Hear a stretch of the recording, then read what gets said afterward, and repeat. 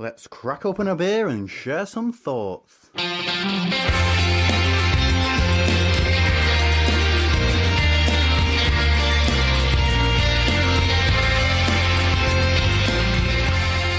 Starting off this week's show with a full-on proper beer review. Oh, I know. That's unusual, isn't it? It's for us. Yeah, so this is the 6 Degrees North and Magic Rock collaboration. It's called Magic 6. It's a Belgian pale ale. And we have been kindly sent this by Matt at 6 Degrees North to try on this week's show. So, what do you think?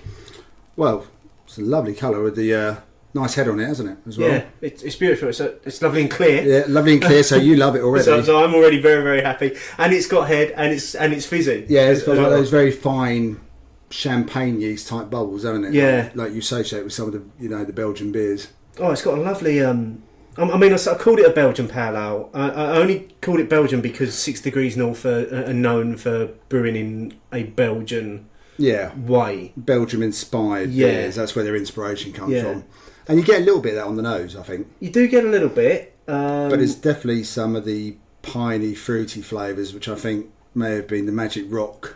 Yeah, I think what you're getting from me, I'm getting some bready tones in there. I'm getting maybe a little bit of peach and apricot coming off of that. But it's got a lovely nose on it, really well balanced.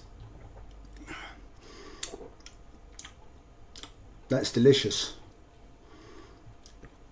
Why did we only get one bottle? Oh, that is really nice. I think we only got one bottle because I think it's fairly limited in quantities, actually. Because that is super drinkable as well. That's incredible. What's the ABV on that? 6.5%. 6.5%. Yeah. So very dry finish as well, but it doesn't make you sort of suck your mouth in. It's that sort of dry finish which you immediately thought was just to go back for more of the drink. It's so well balanced. Yeah, that's really nice. It's got a lovely.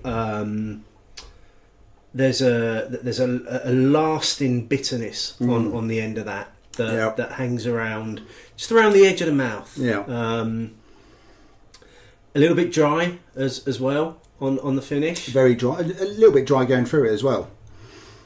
Almost like a little bit like a dry white wine, but not, like I said, doesn't suck the moisture out of your mouth, does it? No. That's really good. Yeah. I'm really grateful that they sent that down to us to try. And like I say, I think it's fairly limited in quantities because we did ask the guys at 6 Degrees North to give us a list of places where you could get this. If you're in Glasgow, Edinburgh or Aberdeen, you're pretty much sorted. It would appear that the World and his wife has stock in it, particularly the 6 Degrees North 6 Degrees North bars. Not their beers, their bars. A number of places in Edinburgh, including the Hanging Bat for those, and Cornelius. Stonehaven, Newcastle, Beer Moth in Manchester, the Magic Rock Tap in Huddersfield, as you'd expect. Place in Carlisle, and then randomly, one single Brewdog bar in Brighton. Okay, so they've shipped it to the other end of the country. Quite literally. You can't really get much further south. Not really. In a straight line. Yeah, you can go southwest, but you can't go south. So is this the second advancement through collaboration? Because they did one with Adams as well, haven't they? 6 Degrees. Well, this is called ATC 3.2. So I know there's the Adams one, which you've tried, haven't you? I've tried the Imperial Stout. Belgian Stout, was that? And that was simply superb, that was. Had that just before Christmas. I've got a bottle tucked away thanks to one of our listeners, Sean Smith, who traded it for something. Bought the stock, yeah, as Sean does when he finds a beer that he likes. And I know that we were just discussing before we came on air that pretty sure we had a 6 Degrees Cloudwater collab at the end of the day on Crimbo Crawl when we ended up in some random I think you're Belgian right. bar. I mean, it was the Red Lantern or something. Yeah. Bar? So that would be, I suppose, the 3. But then I'm guessing the 0.2, maybe this is the second time they've done this version of a beer. There's not really too much other information that they've given us here. But when does it officially get released? Today, as we are releasing the show kind of a day early, so 23rd of February, it's released, it's out there. I would suggest searching it down if you can get hold of it. It'd be well worth it. I'd love to have it straight from the tap. Oh, can you imagine? You could easily sink a pint of this, couldn't you? Easily, without even thinking of it. I mean, I'm sort of dragging this out, to be honest. I'm doing my best to. That's why I'm talking loads, so I don't just drain it. You can maybe check their website at 60north.co.uk. Not sure whether they stock their beers online, but certainly if it's a beer that you see in your favourite stockist, in your favourite shop, or on an online store, absolutely buy it and give it a go, because this is a collaboration done well. This is a collaboration done well. I'd say recent collaborations, I think, maybe have stepped up their game as well. I think you discussed collaborations at one of your live shows, you and Mark. We did, and they got a lot of mixed results, wasn't it, on people's discussion points? Question around whether at that point in time there seemed to be a trend towards collaborating for the sake of it, like vanity collaborations or collaboration via email. But I think some of the collabs over the last 3 to 6 months, I think they've stepped up the game. You're getting the best of the 2 or 3 parties getting involved in it. Yeah, absolutely, and I think it's great to see. Yeah, again, and we're going to explore that a little bit tonight as well, because we're going to do a few collab beers tonight as we go through this evening's show. But as I say, wanted to start off with the Magic 6 because we were sent that to feature on the show. Again, grateful for that. And thank you very much, guys. The fact that it was a free beer obviously has not affected our views on this, because it's a great beer. It's a great beer. Simple. Yeah, absolutely. So while we finish this off, what else have you? Because it's been a few weeks since we've had like a studio show where we've done a proper show with all of the segments. Exactly. I'm glad you wrote them down for us, because it's been so long. What have you been up to, mate? Well, I did a bit of a scan of Untapped, and it appears that on the face of it, I've drunk quite a lot. But we've had a couple of we had the second anniversary bottle share. We did indeed, the first week of Feb. So we're now into the start of our 3rd year of the first Tuesday of the month bottle share, and that was a really good night where we picked beers from the bar who kindly host us on a monthly basis, and we had some really nice ones then. We also had a winter Clayfest barbecue, which is basically the Essex bottle share making up their own events to catch up again. Yes. And they had quite a few beers that day, if I remember correctly, as well. And Chelmsford Winter Beer Festival last week. Yeah, which I enjoyed. Yeah. I joined camera. Steve joined camera. Yes, you heard it here. Steve is a camera member. And then had an argument with him 2 minutes after I joined. He did also have an argument with him 2 minutes after. But I am now... I can't say I'm a fully fledged card-carrying member yet, because I've not got my card. But I did sign up, so I'm now a camera member, which kind of follows through on one of our, probably the last time that we had the studio show where we were discussing camera. Yeah. I said, well, maybe it's time I joined. So there, I followed through on that commitment. No, it was good to see. And I can't wait to spend my Spoons vouchers. Spoons vouchers and free entry to the next beer festival you go to. Brilliant. Probably. There we go. More cask beer. All sorted. Marvellous. Any highlights for you? Just the same ones, to be honest with you, mate. I mean, we kind of revolve in the same beer circles, really, don't we? So, yeah, the bottle share was a good evening. Like you say, there were some good beers drunk there. Always interesting when we do the birthday one and actually buying the beers from the bar, because we kind of do a lottery system where when your name comes out of the hat, you get to go and buy the beer, which is great if you're towards the beginning of the list. Yep. I was right at the end of the list, and there were very few choices left when I got to the bar. So I was up there for a while, deciding on mine. But again, a great night, and the Clayfest was a great time. Some incredible food offerings by Clayton as well there. Yeah. And thanks to Matt Chinnery as well for hosting us there. And the Winter Beer Festival last week, where I had some real kind of, I say some real standout beers. I drank a lot of beer from a single brewery at that festival, which was Track. You went for another trilogy? I did my own trilogy of track beers, and just wanted to keep going around in a circle drinking the same 3 beers over and over again, but that seemed rather pointless at a beer festival. I thought. I mean, the Trek beers. I did also do all three, but I mean the dark offering from them. Which one was that one called? Santa Muerta. Yeah, that was a collaboration with Odyssey. It was. It was a cracking beer. Vanilla chocolate chili imperial stout. Yeah, I think it was. But the chili and vanilla were nice and subtle. Yeah, to the point where I couldn't even pick them up. It was all chocolate. But the chocolate wasn't subtle, but it wasn't sweet or cloying either. That was a fantastic. Again, that was another fantastic collaboration. Yeah, and it was well delivered as well. Done really well. Well delivered. Really that was. Yeah. I mean, that was probably that and the number 150 from Roundtower, one of the local breweries. They did a imperial double stout as well, and that was bang on form as well. Cask aged, that one was. Yeah, I sadly got nowhere near half of the beers that I wanted to try on that evening because I ended up in the bottom of a imperial stout, empty pint glass that rapidly went downhill.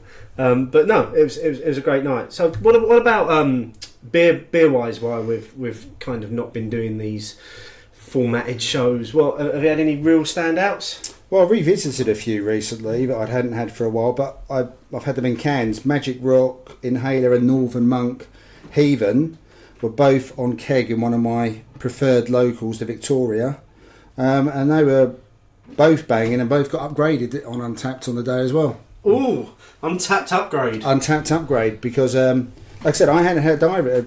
According to my Untapped, I haven't had either of them out of anything other than the can. So they were both on banging form, and did a bit of a revisit for High Wild Grapefruit in the can as well recently. Oh, okay. And that was really nice. I thought the grapefruit was really well balanced off because sometimes it could be almost that breakfast juice kind of taste I was and never flavour. a great fan. No, I was more of a fan than you were. Yeah. But I thought it was so drinkable. So drinkable. Me and Michelle shared a can and then we opened the second can anyway. Yeah. So we might as well just had a can each. A can each, yeah. She did ask if we could put it in on tap twice and I said, well, not as we've done it at the same time. No sips. And I revisited an old brand. Well, I say revisited a brand which everyone is probably familiar with, or a lot of people. Watney's. Oh, okay. This is because they've brought out a new beer. Yeah, so I think one of these ones where the brand has been revived. And I was in a pub just catching up with some friends over in Farringdon area and had the Watney's Pale Ale on. And I didn't know what to expect. I don't think I've ever drunk a Watney's beer because I think Watney's had fairly much died a death by the time I started drinking regularly. But the Pale Ale was very pleasant. Light, fruity, cask session ale. Oh, okay. And that's all I snuck on the whole night. 4.2%. So that's all you want sometimes, isn't it? When you find a beer that you like. Yeah, and there wasn't many other choices, and I was catching up with people I hadn't seen for a while. But yeah, so the Watney's was it was nice. So if you get a chance, you might as well try it, and take in camera at the same time. Yeah, see what I say. I do want to give it a try. I must admit, if I happen across it. What about yourself, mate?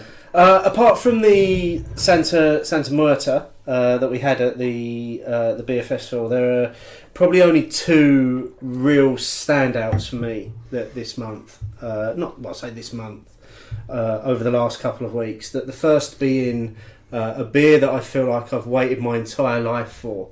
That finally ended up in a bottle and appeared on sale, which is Adnam's Both Barrels, which is the oak-aged version of Broadside. And if you read the description of it, it's actually been some of the beer in that final product has been aging for 6 years. Yeah. In old whiskey barrels, and they've added cherries to it, and the finished product is just absolutely, it's stunning. It is. It's all I can say about it. It's the cherries on the nose, the drinkability of the beer. You wouldn't guess it was 10%. No, absolutely not. Which I found out to my detriment because the first night I did a couple of bottles of it, and boy, in quite short order, was I a bit of a state the following morning. But I also did. Have you cellared some? Because I've tucked a couple away. I reckon there's more to come from it as well. For savesies.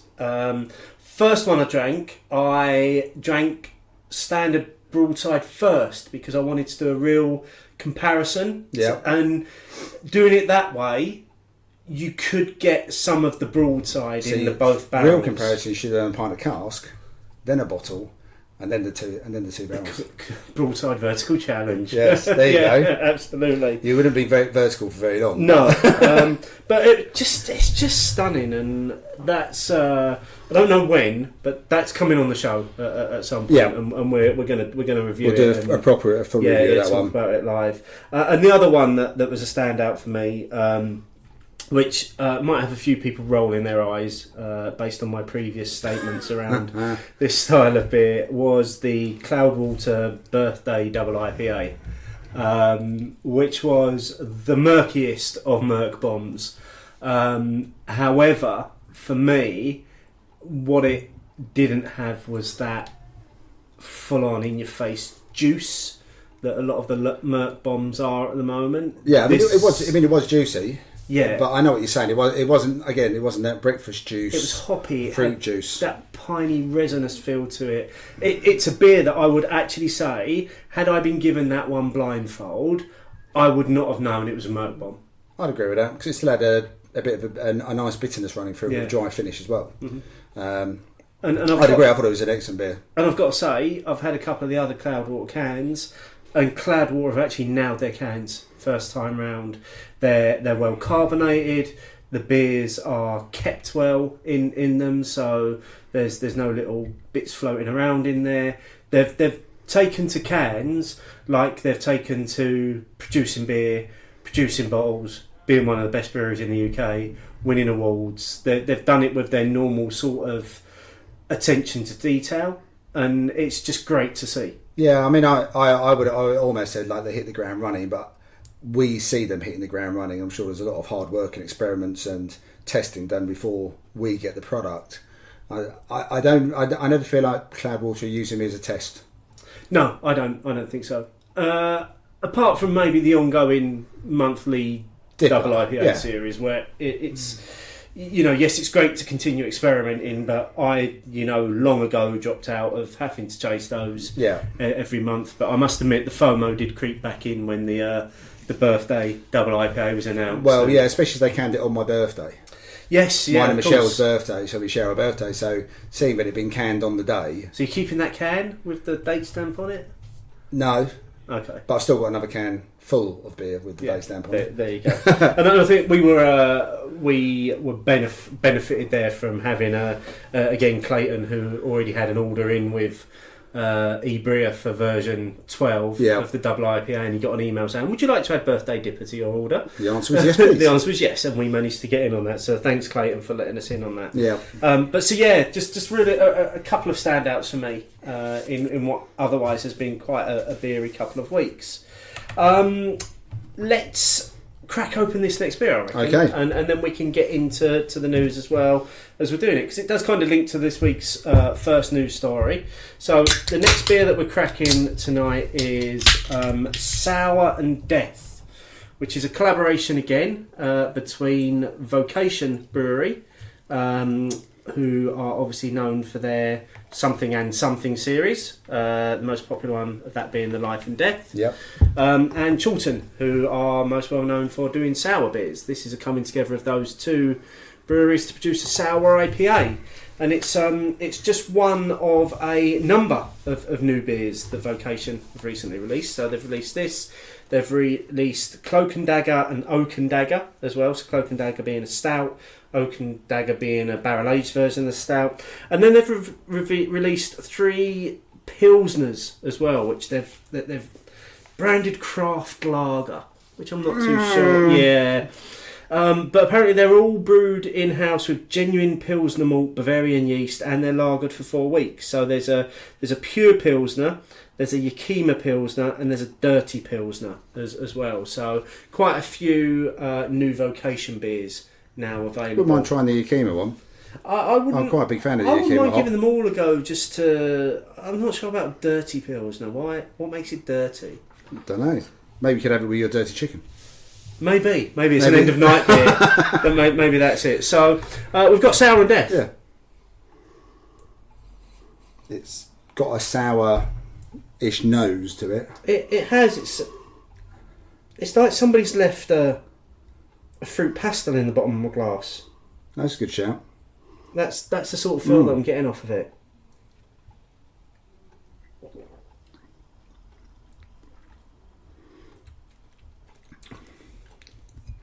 Cool, you get a bit of tartness and dryness, don't you, at the start? At the end for me. Whoa. Steve's pulling his face.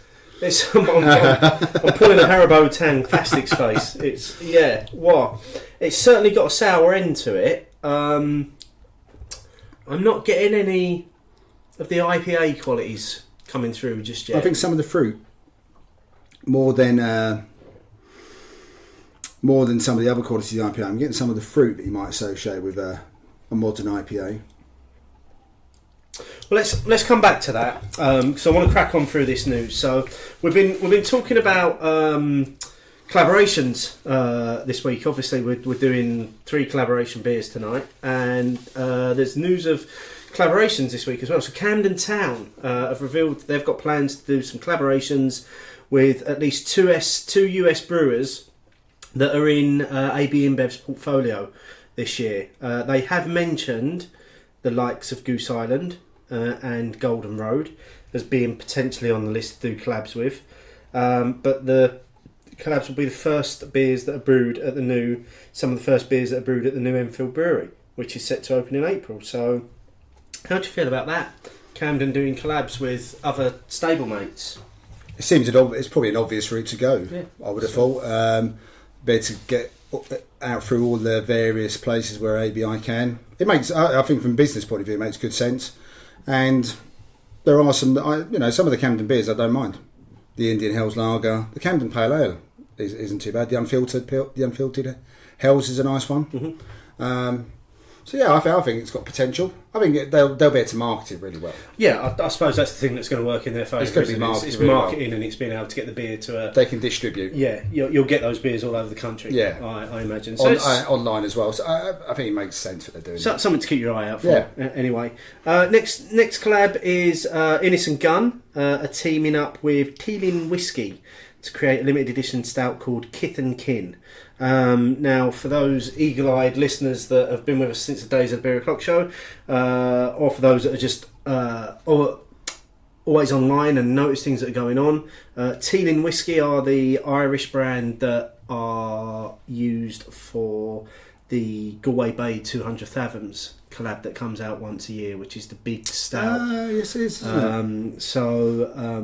This is an interesting step into the UK market for Teeling Whiskey, producing a 5.8% beer that supposedly tastes of dark chocolate, coffee and treacle, as well as some vanilla and spice. That's available now. It's available on the Innocent Gun website if you want to give that a try, if that's your sort of thing. Other beer news this week, we had an announcement that we've got the UK's first alcohol-free craft brewery. Yeah, carry on. So this is Nirvana Brew Co. Going to be based in East London, probably in a railway arch. First UK-based brewery to focus entirely on low and no alcohol beer. Brewed its first beer last week. And that is, I think that's going to be an IPA. That it's a no alcohol or low alcohol IPA. Well, if anyone tries their beers, let us know. Yeah, I don't envisage us doing a alcohol-free episode part 2. I can still remember the last revisited, one. Yeah. But yeah, so just search out Nirvana Brewery Co. and see what they're all about. Still talking about beers, Fuller's have released their seasonal calendar, which is most interesting for the inclusion of a series of keg beers as part of this calendar. Got their usual seasonal cask offerings. And is Chiswick on there? No. Oh, fuck's sake. No. So you've got all these beers that are available. I'm sure you can search this out online. It's probably on the Fuller's website.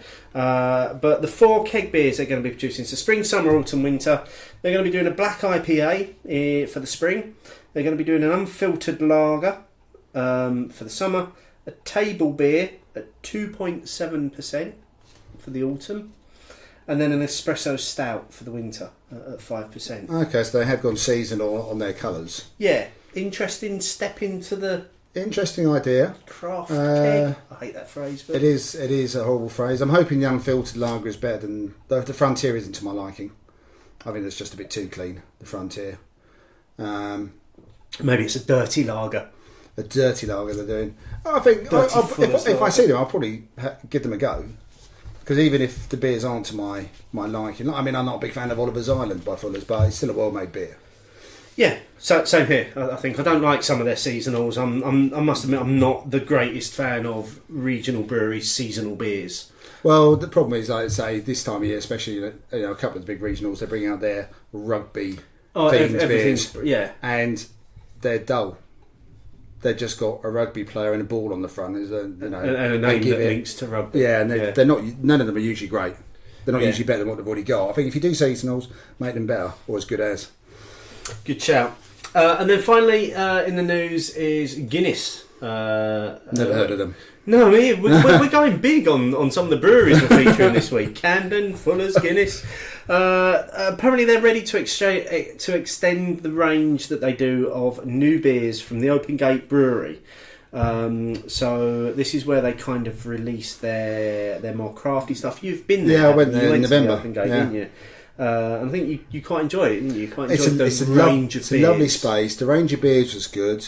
Some of the darker offerings, and I think there was a couple of collaborations to keep with the theme, were very good. Again, I think the only thing is sometimes with the bigger breweries, although they're releasing experimental, you never feel like they quite push the boat out that far. And I'm not convinced what Guinness are trying to achieve with some of their stuff. Well, let's just on that.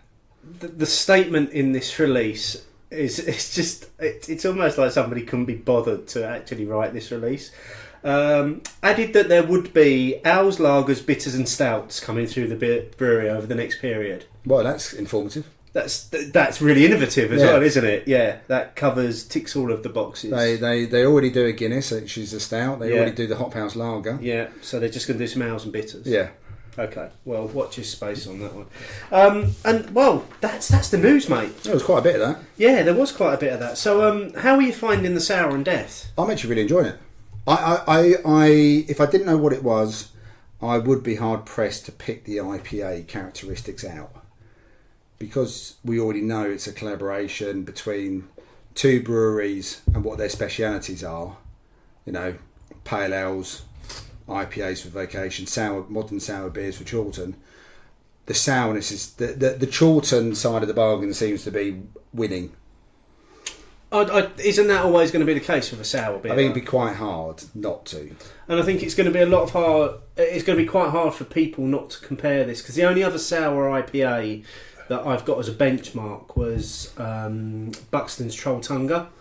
Oh yeah, of course. Which got that in the fridge. Which was an incredible sour IPA. You still got the IPA qualities from that, as well as the sourness and also the gooseberry. Yeah, that was used. I think that was it. It was definitely the gooseberry, wasn't it? Yeah, you definitely got the gooseberry on it. But no, I think this is actually quite a drinkable sour beer. I think you get the sourness without it being the lip puckering. It's not that. Hasn't got any of that dirty farmhouse saisony quality that creeps into the sour range sometimes. It's quite a clean sour beer, bit of tartness, quite dry at the end. For me, the Vocation bit seems to come through on the fruitiness a little bit. I'm getting a little bit more of a I'm getting a dry sharpness initially, maybe from the IPA-ish qualities in there, that then very quickly gives way to the tart sour finish. Yeah, I think I do enjoy it. I'm glad you've got us a can each of it. Yeah, it was a beer that I was really keen to feature actually, because I was really quite excited about the prospect of these two breweries that are both, for all intents and purposes, specialising in modern styles of old beer in cans. One of which have had problems in the last year because of a contract that they took on, and by all accounts are now beginning to turn that around again. And Vocation's cans, can't say because I've not tried them myself, but from reports I've been picking up on Twitter, their cans are beginning to taste really good again, and more like they were than before they went into Tesco's. And then you've got the flip side of that of Chorlton, who were approached by Tesco's and flatly turned them down. So I quite like everything that's gone into bringing these two breweries together. Yeah, but again, I think it's another collaboration that's working though. Absolutely. As a beer. Yeah. Like I said, it may not be quite as sort of even between what both brewers have brought to it, and I may be doing one or the other disservice because I'm sure that when they're actually putting the recipe together and stuff, if it's not what they think they want, then they wouldn't do it. But for me, you're definitely getting more of the Chorlton influence. Yeah, I'm not sure I can drink a lot of them, but if it was around in the summer, it might be one that I'd have a couple in the fridge, just in case. Afternoon beers in the sunshine, I think it would work quite well. Yeah, 6.5% again. But again, I mean, I know it's diverging a little bit, but there definitely seems to be a trend amongst a lot of the brewers, collabs or otherwise, where they are making very drinkable, higher percentage beers than we used to have. Yeah, absolutely. That's 2 6.5% beers. Yeah, and both of them to me didn't feel 6.5%. Whereas if I went out and had anything over a Stella in the old days, even then Stella would be like, "Oh, you're on the Stella tonight," or the Kronenberg, and we're talking 5 or low or mid 5s, and we're talking 6.5 here. Yeah, I agree. I think, and again, we found that at the Chelmsford Winter Beer Fest with one of the track beers, Birthdays are the Worst Days, which was like a 9% IPA. But even there, was it the Manzuma? Yeah, that was still over 5.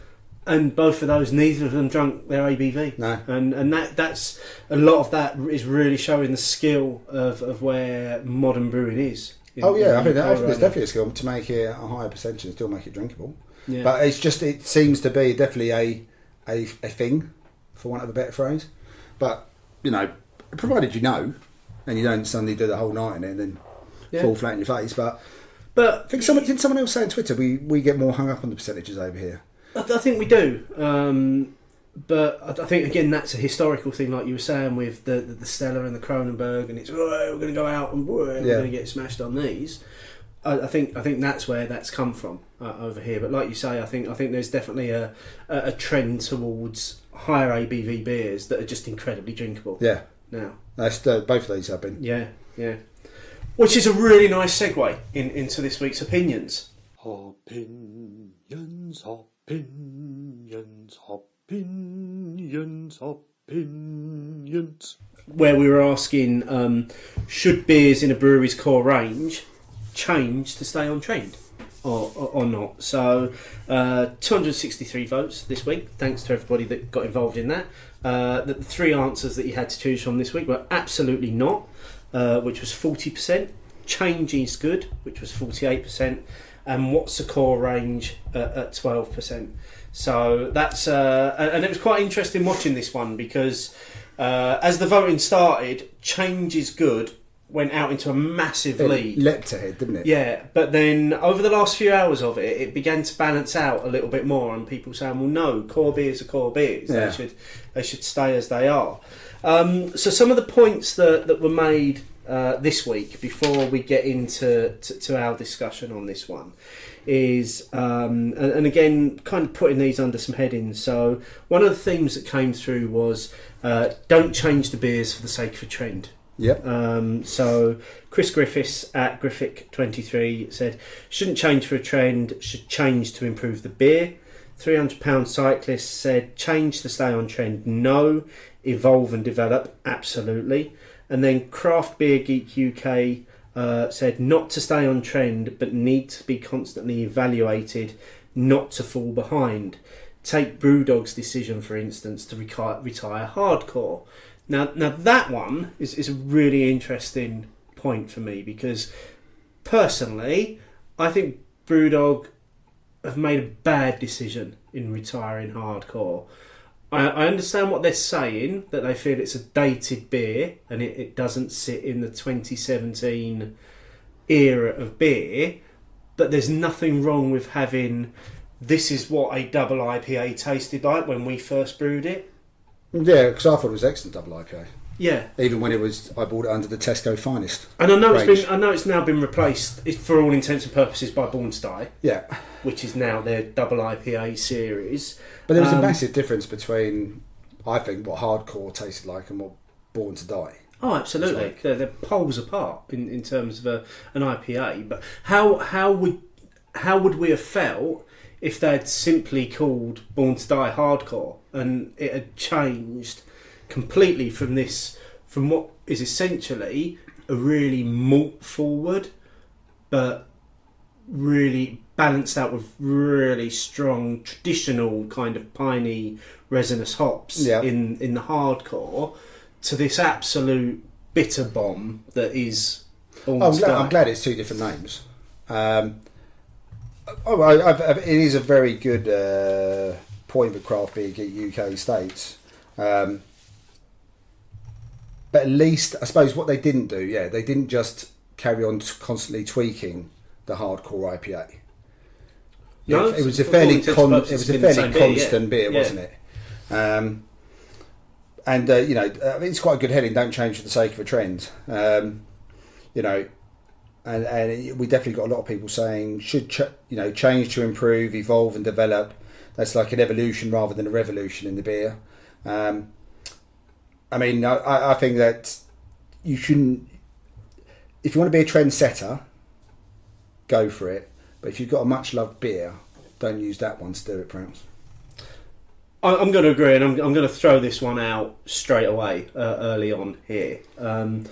Part of my reasoning with this week's poll was that personally, and this is a personal decision, and I'm more than happy to take comments from listeners on this one. Personally, I think a beer that I love in Cannonball has changed beyond all recognition of what it was as a beer, and I think it's changed predominantly in my mind to be on trend with the new murky New England style of IPA that we now have, rather than its origins, which I believe were as a more West Coast hop forward IPA. The last can of Cannonball that I had was murky. There was hardly any life to it, and that's far from the beer that I fell in love with. Now, I don't know, without speaking to the brewery, whether the ingredients have changed and whether the recipe's changed to it, but you have to ask the question that when a beer goes beyond recognition of what it once was, surely it becomes a different beer. Yeah, which does bring us on to one of the other opinions, wasn't it, about neck oil? Don Wall. Beavertown neck oil used to be a bitter, which I think is correct, and I think one of our previous guests, Justin, said that before. It was a straight down the line, what would be almost classed as an ordinary bitter. And yes, that did change quite a lot. And neck oil as it is now, I never tried neck oil as it was. Neck oil now, I wouldn't want that to change at all, because I think it's a brilliant, sessionable keg or canned beer, delightful beer. Going back to your Cannonball point, I would tend to agree with you. I mean, obviously, I haven't had the same ongoing long love affair with it as you have. But yeah, when I tried it, I would have said it was a West Coast IPA. It was a lovely looking drink and a great tasting 7.4. 7.4, yeah. I had a can at the weekend, and yeah, it's got that sort of hazy, murky feel to it, both mouthfeel and the way it looks, which seems to be closer to some of the recent Cannonball Tallboy releases. So I would say that one, something has changed in it, either a combination of things or one thing. Maybe the process has changed, maybe different equipment, I don't know. But for me, it definitely feels like a different beer. It's not as clean as it used to be, perhaps. It's got more of an earthy quality to it. But yeah, I could definitely understand. But if this was your beer, you know, when I first met you, I think the three main beers you would, raise a klaxon for. The Holy Trinity. You can correct me if I'm wrong, but I'm fairly confident. So we've got Halcyon, we've got Axe Edge, we've got Cannonball. Yeah. Which people may see a theme there, but those were the beers that you liked, and those were the beers you would return to. You wouldn't bother to check anything out about them because you go, I know what I'm getting. Yeah. And that's the thing, and that's the interesting point is you take those three beers, and two of them, if you buy them today, they are exactly the same as when I was drinking them 2-3 years ago. Yeah. in look, in the way that they feel, and in the way that they taste as well. Cannonball is the one that sits outside of that. Yes. For me now, and it might be, you know, at the end of the day, that's down to Magic Rock. It's their decision. It's their beer, and it might just be that that's the next evolution of that beer for them, which is absolutely fine. And you know, if I want what I used to get from Cannonball, maybe I have to go back to Highwire and just start drinking Highwire because I know I'm going to get a West Coast Pale Ale. Yeah, well, like I said, the Highwire Grapefruit was a lot closer Yeah. to the West Coast Pale Ale, but with just that fruit running through without it being overpowering. And the Inhaler I had at the weekend, same sort. You know, that's slightly hazy because of the wheat quality to it, but those beers still feel the same. Yeah, and it's interesting because saying about the evolution of beer there, and there was a discussion that happened as part of this. So Rich Caller said that the same beer changes a lot over time. Historical recipes for a beer at different dates can be very different.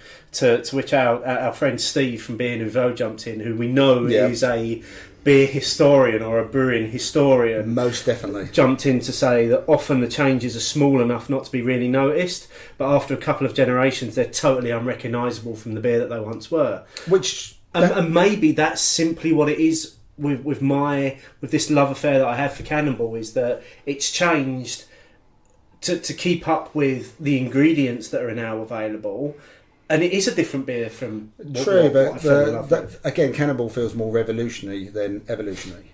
So Axe Edge and Halcyon, you've said, taste the same. They may have been slightly tweaked because both Buxton and Thornbridge are perfectionists in what they do.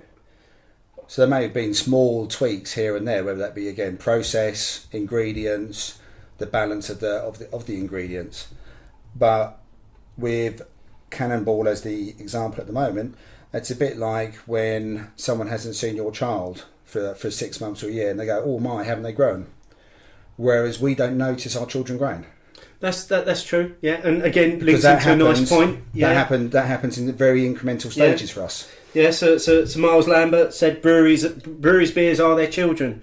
They can steer them in whichever direction they see fit. They might find it that trying to make a beer fit a trend ruins its image, confuses its customers, and a brewery should brew what they want to brew. If that keeps them on trend, then you can't blame them. So, you know, breweries have got the right to do whatever they want. Oh, I agree with that.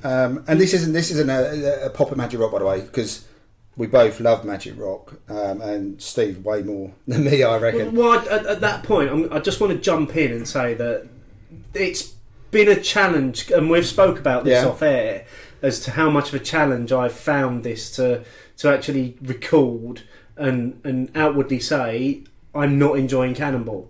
Oh, definitely. Yeah, we spoke about it quite extensively. Because I've been such an advocate for that beer for so long. But what I was going to say is that Cannonball bring out such very good, whether it be collaboration beers like we had at the start of the show, or new beers. They bring out so many other beers outside of what I would class as their core range, that those, you know, the Murky, the East Coast, the New England, they're bringing these out in their tall boys. You never quite know how Unhuman Cannonball's going to pitch up as well when that comes out. So they have plenty of opportunity to do it, and it feels like, for whatever reason, that Cannonball and the core range is the one which seems to have changed the most in the core range. I mean, if you're first coming in, I still enjoy it.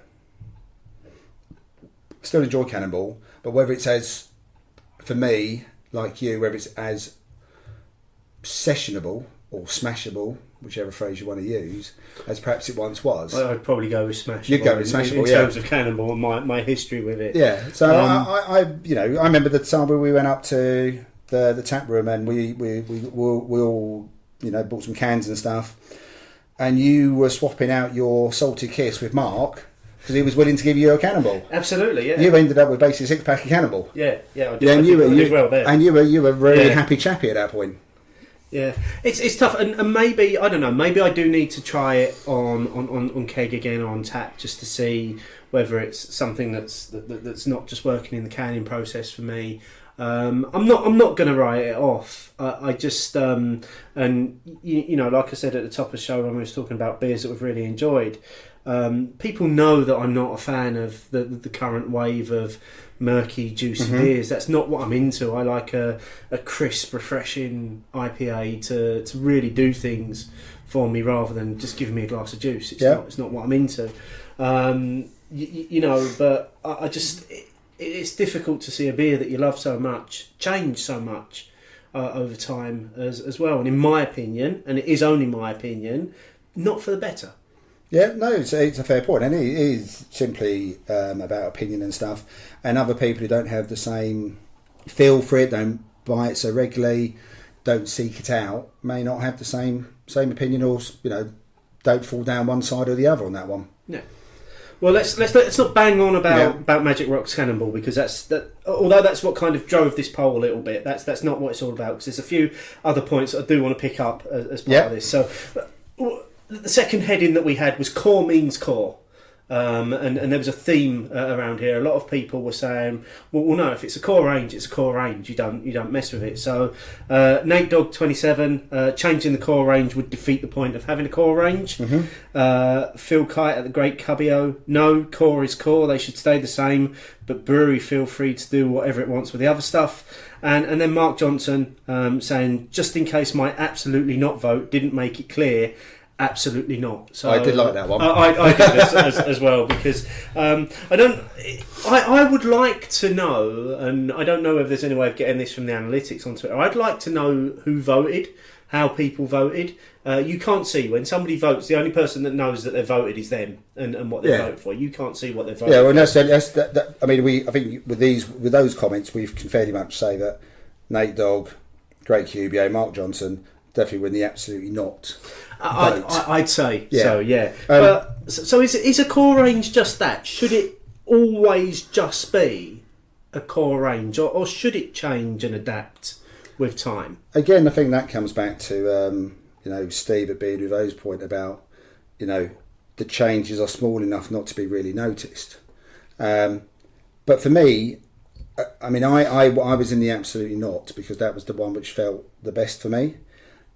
I like a core range, and this probably also feeds back into, cask beer and the regional brewers and stuff, who probably do the core range more consistently than perhaps a lot of craft. The core range does stay fairly core and fairly true to its colours. They might tweak with the marketing, the pump clips, the labels, and maybe going from 500s to 330s on the bottles and bringing out cans as well. But generally their core range stays fairly core. If I go into an Adams pub and I go for a pint of Ghost Ship, I can be fairly confident that's going to be the Ghost Ship that I probably had a year ago as well. Unless the pub is very poor with how it's done. But Adams have probably made the beer fairly much the same way. So I think that traditional pubs probably thrive on their core range. And the core range being exactly that. If someone is, whatever the core range, it might be just that they like Doom Bar. They wouldn't want Doom Bar to taste different. So the core range for this instance, let's take Adams as an example. You walk into an Adams bar, the core range you're more than likely going to see is going to be Southwold Bitter, Ghost Ship, and Broadside. Yeah, isn't it? It's going to be those almost guaranteed. Those three, and then you're probably then going to get your seasonal beer as well, which we spoke about. Fuller's doing their seasonal range, Adnams do the same, all the other big regionals do the same, and then if you're lucky you might see a couple of their keg beers. They're crafty. You might see Mosaic or something like that. So in terms of that, you've got your core range and then you've got this seasonal range as well. Isn't that where we're seeing the core range line beginning to blur a little bit? So the example that I'll use here is obviously Cloudwater have no core range. Cloudwater are purely they have a core style though, seasonal. Don't they have core styles. Your India, the IPL range. I think they have a core style, but they will use what they think is appropriate for that season they're brewing or in, available. what's available. But you can still have a rough idea what sort of beers you can expect to see from Cloudwater. I mean, the dipper version is now once a month. Now, although that recipe does change every time, you've got a fair idea what you're expecting. You have, but is that the way that we're maybe moving now in terms of, because I think Cloudwater are probably still the only brewery that come to mind that don't really have a core range, and they do have this seasonal changing range of beers. I mean, from my knowledge, yeah. But I still like breweries, and again, probably more so again with cask my cask beer head on. I like the cask beer producers to have a core range of beer, because if I do pop in for a Swift half, let's pretend I'm having a half one day. So. And you're not at a festival? I'm not at a festival, I know. Okay. But so I do pop in for a quick beer. You know, the Bricklays at the bottom of the road. I've got 15 minutes for a bus. I just want a beer I know. I can go for it, know and trust it. I'm not there trying to write copious notes about it, because it's a beer I know and love and trust. Isn't that part of the dependability of core cask beers, though? That you know you're going to get the same beer over and over and over again, especially if it's in a pub that know how to look after their beer. Yeah. I think with your crafty head on, because we're often looking for the next one in their range or the new experimental version, maybe we care less about the craft beer world having a core range. But there are times when I see something from, say Colonel, and it'll be one of their London porters or something like that, and I think I'm having that. Of course, because Colonel have no core range as well. There's me citing Cloudwater as being the only brewery in the UK that don't have a core range. Colonel famously don't have a core range, although every year you will see their export stout, their export porters. Yeah. They will come up, and yes, you will go for them because you know roughly within certain parameters what you're going to get. Yes, with that beer. Exactly. So I think for me, I think core is good. It's not the be all and end all, but I wouldn't want to go into my local Adams and find that Ghost Ship was suddenly a 5.9% beer rather than its 4.5% current version, or that it poured murky from a can. Yeah, no, I wouldn't want that, because that's not what I buy it for. That's not what you expect, is it? No. From that beer, you buy it for a reason. The reason why I love it as a train beer on our trains is because I know exactly what I'm getting. Yeah, no thinking about it. Okay, great stuff. I think we've done that. Then I think we're both in agreement that a core range should remain just that. And if you want to bring out new beers, if you want to take a recipe and play with it and turn it into something else, then call it something else. Maybe Beavertown's Neck Oil is the standout exception to that rule. Well, definitely as far as I know, it is. I mean, it's probably the only other one close second. We're probably name checking Adams again, where Broadside in the bottle is a vastly different beer to Broadside in cask. Oh, we still on this campaign that they should be called something different. Yeah, I think the cask should be renamed. Adams should do a competition. Yeah, absolutely. Maybe we should suggest that to them. Sour and Death. Final thoughts on that while I pour this evening's final beer. I'm a fan. I think it was really nice. I'd agree with you. You could probably do a couple. Nicely chilled, maybe slightly warmer weather, but I mean today's been quite mild anyway. But yeah, I'm a fan of it. Like I said, for me it was more Chorlton than Vocation. I think it was definitely more Chorlton than Vocation. But it was, I thought it was a really good, solid, and I think a lot of people would enjoy it as a sound because it didn't have that lip puckering feel about it. It just had some tartness, some sharpness, a bit of fruit, dryness and bitterness. It was a good mix. A very good mix, and a complete contrast to what's going to be our final bit. Yes, this evening, which is again another collaboration, and this is collaboration between Hoppin Frog and Lervig. And I know this is a beer that appeared in many people's Golden Pints last year as their beer of the year. This is Sippin into Darkness. This is a chocolate martini imperial stout at 12%. Yes. So it's probably fair to say we're not going to finish this during the final couple of segments of the show. It might be fair to say you don't. But let's. But you're doing more of the reading than me. Yeah, let's give it a go.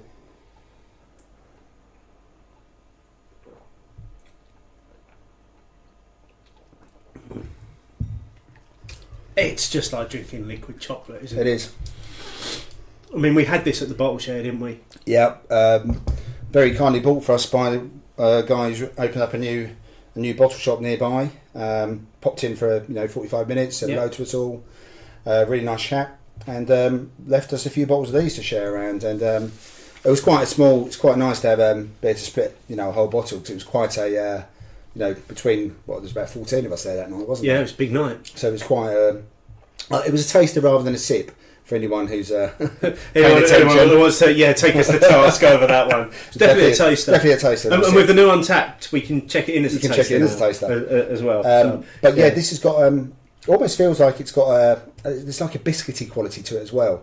So you get that chocolate, and then you do get I get a follow up of like a biscuity bready type flavour as well. I'm definitely getting so much chocolate digestive. I'm getting melted chocolate. Which is when you obviously melt chocolate for cooking, it takes on a slightly different quality. There's a different aroma to it as well. I'm getting a lot of that from it, and I think I would agree that actually you do get that digestive chocolate digestive. It's just been dunked in your tea or coffee.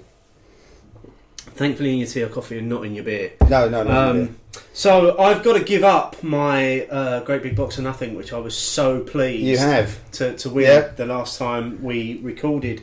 Who's taking on the honour this week of the Prizeless Prize, mate? Did a decent bit of a search yesterday on the old Instagram, looking for the hashtag Prizeless Prize, which you must remember if you want to be in it. That's what you need. Cheers, guys. Hashtag cheers, guys. Not Prizeless Prize. I'm talking shit. It's the 12%. It's the 12% beer. I've only had a taste. I'm going to name check all three because they all did appeal to me. So we had a bit of a moody one from Sparky, Stouty McStoutface bottle, Mad Dog Brewing Co. Oh, is that the one with his? That's the one with his face just in the edge of the picture, isn't it? Then the bottle in the middle, then the beer, all with a black background. I thought that was brilliant. Yeah. I thought that was absolutely fantastic. Then there was one from Mark Gassman, who we've met a few times. I think he's Bristol ways, and he's out in the southwest. Yeah. And it was a bit of a contrast to your picture that won of all the cask. This was all the keg. Oh, okay. Keg bar, all the taps, and. But one which I caught my eye a little while ago, again, some silver keg taps on a white tile background with the beer in front of it from Cowboy Drinks Craft at the Box Social. And he is the winner of your big box of nothing that you're going to have to give away now. That's a long way that's got to go then, isn't it? Because I'm sure he's up in Newcastle. Yes, it has got to go a long way. So I'll share that with you all. Congratulations to Cowboy Drinks Craft. Very well done. Yep. I will happily give up my... that's a lovely picture. I will happily give up my box for that. And you can check that picture out. It's linked through in the show notes. And as Martin wrongly stated at the beginning of that section, if you do want to enter your own picture, stick a picture on Instagram, use the hashtag Cheers Guys. That's the one that we're looking for. Yeah, that is the one I searched on. So the rest of it was rubbish. If yours is appropriately moody, shiny, or whatever, it will gain the great honour. The great honour of becoming a Prizeless Prize winner. It's now a great honour because I've won it. Yeah. So now it becomes a thing of greatness. Which means we don't have Steve moody about it for at least a few months. Absolutely. I have just realised that one of the things I've left off of our show notes for tonight is our blog roundup. Is there anything that's caught your eye recently? I mean, there's been quite a lot of really good blogs recently. Yeah, there has been a lot. There was one actually I was reading tonight from Pub Curmudgeon. About what you're just basically your sort of linked in a bit what we're talking about core range. What's your favourite beer of all time? And he's sort of gone through a bit of an evolution of beers through his years, like 2 or 3 beers he name checked. It made me think about what ones I'd had, and I was thinking, if I exclude the vast quantities of macro lager I've had in my life, then it would probably be Tetley's Cask is one of the first ones I remember really liking on cask. Beer you've spoke about quite frequently, isn't it? And it's one of those lost beers for me now because I don't know if you can ever get it on cask again. And then probably a long period where seek out Timothy Taylor, the old landlord, and then I was thinking probably Adam's Ghost Ship these days.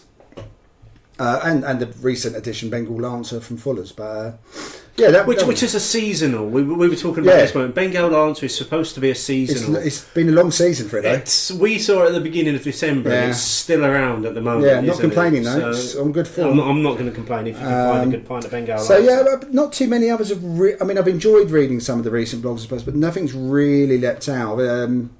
Matt Chinnery did a good write up of the Stokey Beer Fest. Mm-hmm. Which did sound actually really quite good fun, I have to admit. So I think that one was be worth a little read because that gained quite a lot of attention on social media. That one, there seems to be a lot of people attending that one, but it sounded like the numbers were well managed. But sounds like it could very quickly become a festival that outgrows its home. Yes.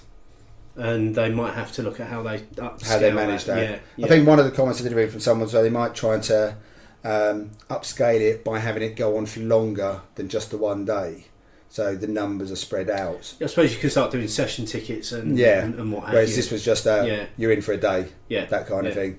So that one would be worth a write up. Nothing else at the moment. Okay, well both those will be linked through in the show notes. So on to our letters section. For which we actually have a name for now as well, which is down to one of your untapped check-ins, and I absolutely desperately want a listener to record us an intro for this little segment, because this is now called I'm going to let you introduce what's this section now called. The new name for the letter section is Bittering Lingonus, which came from Michelle very kindly bought me a beer from a birthday, or a number of beers from my birthday, but I was looking at one of them on tap thinking, have I had this one before or not? And it's one of the Stone beers. I thought maybe I had this in Stone Berlin, but turns out I didn't. But I had it, half of it, of a lunchtime back in December 15, where I'd written quite a lot of notes, but finished off with Bittering Lingonus. Now I'm assuming I meant lingering bitterness.